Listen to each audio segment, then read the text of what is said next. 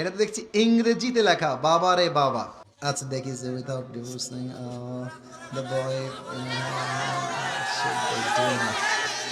আসসালামু আলাইকুম হুজুর। এই আগে কে দিয়েছো? আমি তোমাকে ধমক দিব না, আমি তোমাকে একদমই ধমক দিব না। কে আছো বলবা নাকি ভয় পাচ্ছ? সোনামণি, দাল মে কুছ কালা তো জরুর হ্যায় ইহাঁ পে। আচ্ছা ঠিক আছে, যাও, আমি বলবো না। আমি আজকে তোমাকে নাম বলতে বলছি না, আমি পড়া ট্রাই করছি। এদিকে তাকান। আসসালামু আলাইকুম হুজুর, টেক লাভ। ওয়ালাইকুম আসসালাম। প্লিজ আনসার, দয়া করে উত্তর দিবেন। আচ্ছা, a girl named A marriage a boy named B. একজন এ নামের ছেলে বি নামের মেয়েকে বিয়ে করেছে পারমিশন ছাড়া, উইথাউট হার প্যারেন্টস পারমিশন, কোনো অনুমতি ছাড়াই বিয়ে করেছে।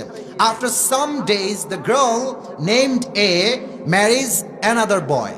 অর্থাৎ যেই মেয়েকে সেই প্রথম যুবক বিয়ে করেছিল, ওই মেয়েটা আরেক যুবককে বিয়ে করে ফেলেছে। এখন সে বলতেছে without divorcing the boy name B. অর্থাৎ আগে যে যুবকের সঙ্গে বিয়ে হয়েছিল তাকে ডিভোর্স দেওয়া ছাড়াই এই মেয়েটা আরেক জায়গায় বিয়ে করেছে।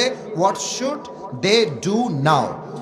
এখন তার প্রশ্ন হচ্ছে, হুজুর তারা কি করবে? প্রথম কথায় আমি বলতে চাই, মেয়েটার বিয়েটা হয় নাই। এর কারণ কি? যদি কোনো মেয়ে সেকেন্ড কোনো বিয়ে করতে চায় তার স্বামীকে রেখে, তার স্বামীকে তাকে তালাক দিতে হবে। তালাক দিলেই হবে না, 3টা পিরিয়ড পার করতে হবে। 3টা পিরিয়ড যখন পার হবে, তখন স্বামী এবং স্ত্রীর মাঝে রিলেশনশিপটা ফুললি ব্রেকআপ হবে। তখন মেয়েটা চাইলে অন্য কোনো জায়গায় বিয়ে বসতে পারে।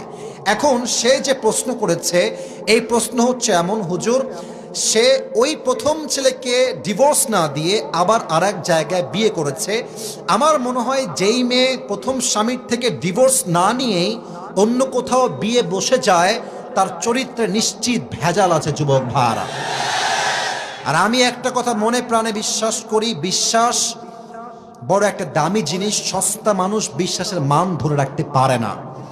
যেই মেয়েটা তোমাকে ডিভোর্স না দিয়েই বিয়ে করেছে, মনে রাখবা ওইটা আসলে সেকেন্ড টাইম তোমার বউ হওয়ার যোগ্যতা রাখে না। ওকে ডিভোর্স দেওয়াই উত্তম হবে।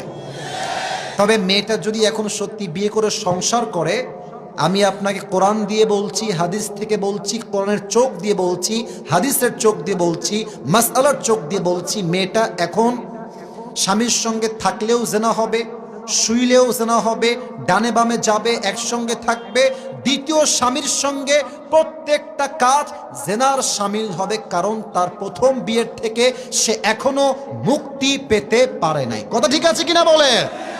আর যে আমাকে প্রশ্ন দিয়েছো তাকে আমি এতটুকু বলতে চাই, যদি এটা তোমারই ওয়াইফ হয়, আমি জানি না কার ওয়াইফ, বাট তোমার